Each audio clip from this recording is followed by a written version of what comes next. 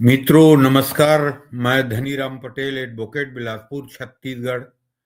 और आज चर्चा करेंगे बांग्लादेश में पिछले 15 दिन से उस्मान हादी के हत्या के बाद हिंदुओं के खिलाफ जो नरसंहार और दमनात्मक कार्रवाई हो रही है, तो आज भारत को सिलीगुड़ी कॉरिडोर चिकन नेक को एलिफेंट नेक बनाने का समय आ गया है। चर्चा शुरू करने से पहले आप सबसे आग्रह करूंगा कि मेरे चैनल DR पटेल को सब्सक्राइब करें, लाइक करें, शेयर करें। मित्रों, अभी 12 दिसंबर को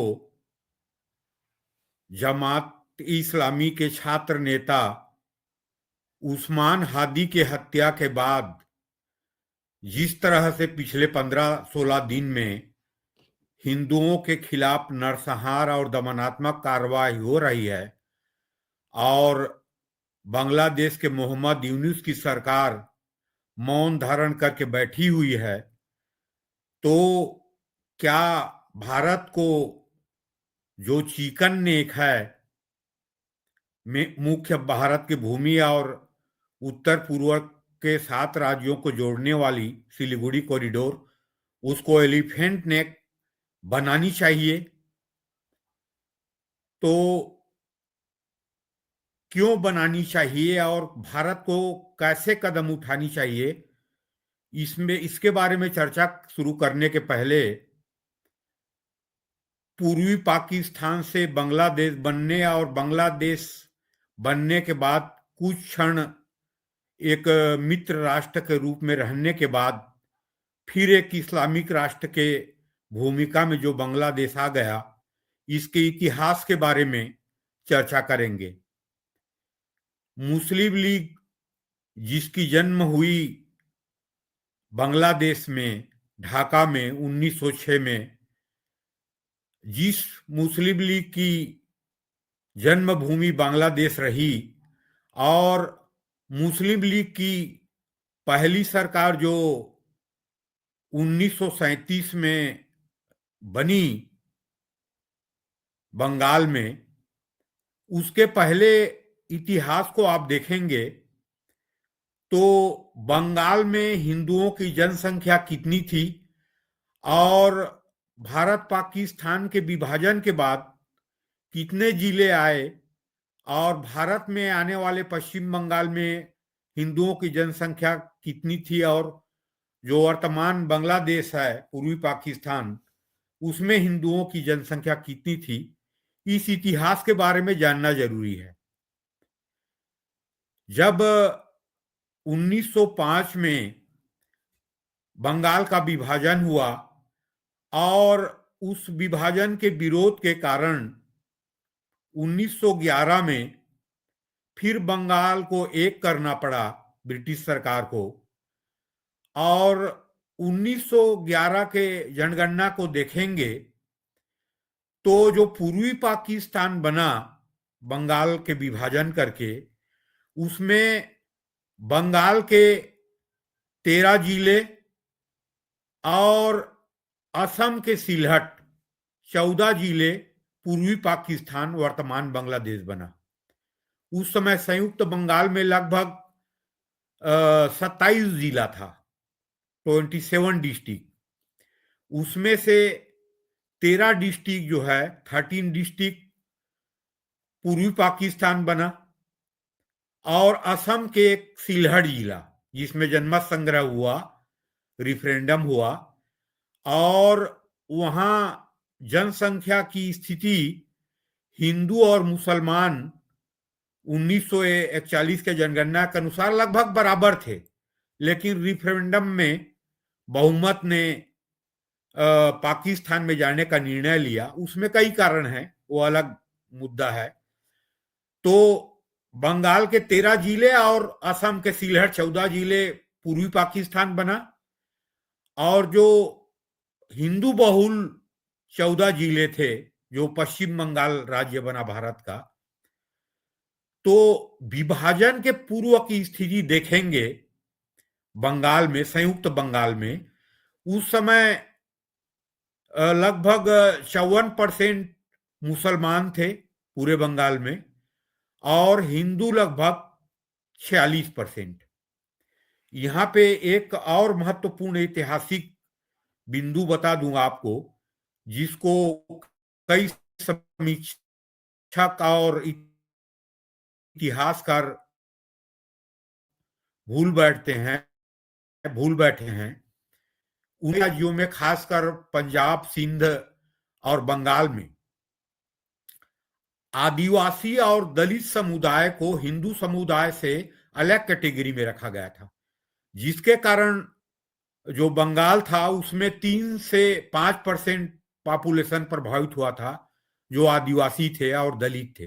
वैसे ही पंजाब में भी हुआ था, वैसे ही सिंध में भी हुआ था, भारत के 1-2 राज्यों में और हुआ था। तो 1941, 31 और 41 के जनगणना को देखेंगे तो जो 14 जिला पूर्वी पाकिस्तान बना, उसमें लगभग 35 से 36% हिंदू थे।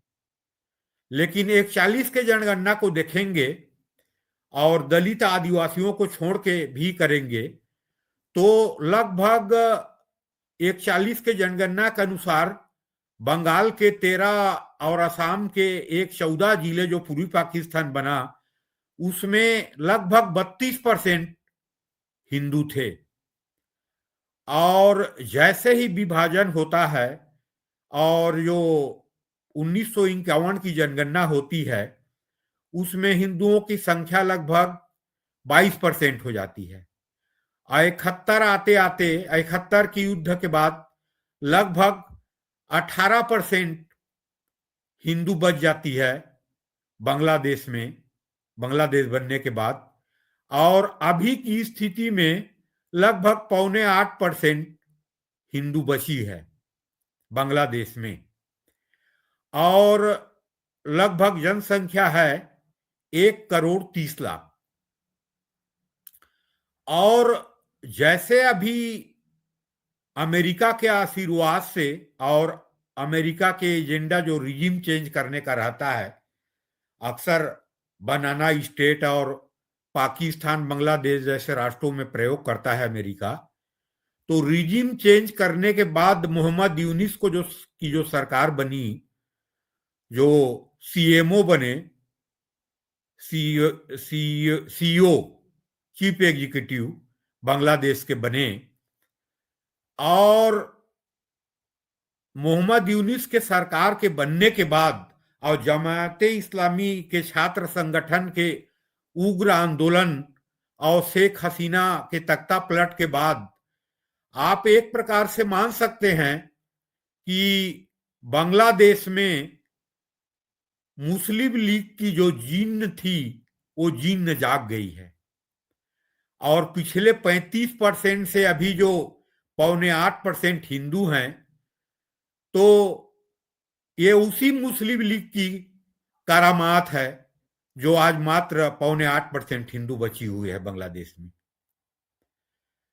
और एक विचारणीय बिंदु ये है कि बांग्लादेश में रिजिम चेंज करने की जरूरत क्यों पड़ी, और जो शेख हसीना के नेतृत्व में पिछले 19 साल में बांग्लादेश लगभग 5 से 6% ग्रोथ रेट था, और आर्थिक स्थिति में, सामाजिक स्थिति में बहुत सुधार होने के बाद भी अमेरिका के आशीर्वाद से और जमाते इस्लामी के छात्र संगठन के आंदोलन और चरमपंथी इस्लामी लोगों के आंदोलन कहना चाहिए, और चरमपंथी जो छात्र नेता हैं और चरमपंथी जो जमाते इस्लामी के नेतृत्व है, वो खुद को जिहादी मानती है और बोल रही है कि जैसे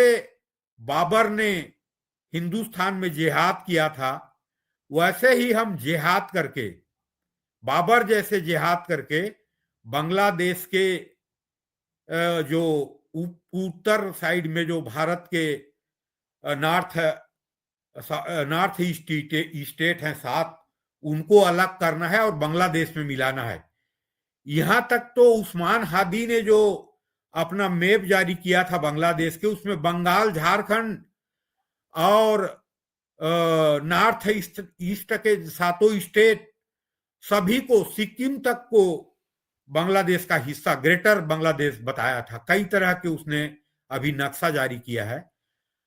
और मोहम्मद यूनुस के सरकार के बनने के बाद जिस तरह बांग्लादेश हरकत कर रहा है, तो भारत को सख्त कदम उठाना पड़ेगा और बांग्लादेश के स्थायी इलाज करना पड़ेगा।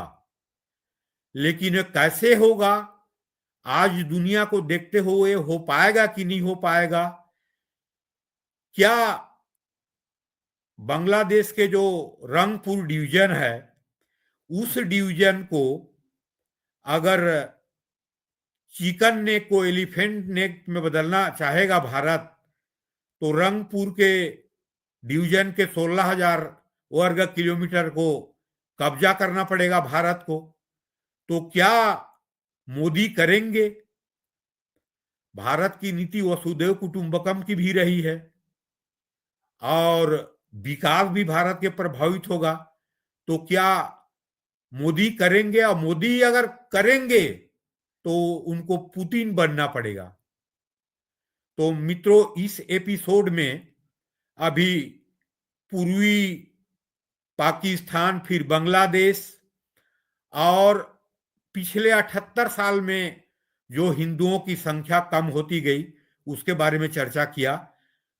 इसके एपिसोड 2 में इसके क्या संविधान है और चरमपंथी मुसलमानों की दुनिया में क्या स्थिति रही है, कैसे इन्होंने हरकत किया है, उसके बारे में चर्चा करूंगा। मित्रों नमस्कार, जय हिंद।